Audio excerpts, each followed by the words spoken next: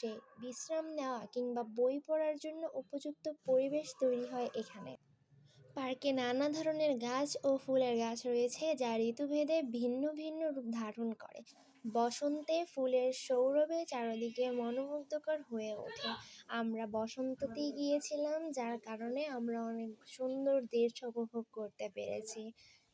সব মিলিয়ে প্রাকৃতিক একটা সুন্দর অ্যাডভেঞ্চার হয়ে গিয়েছিল আমাদের এখানে।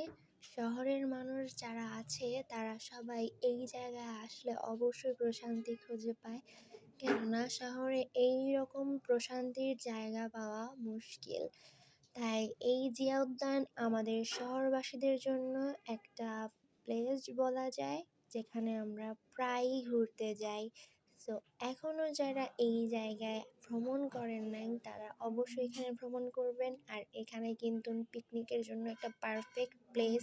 এখানে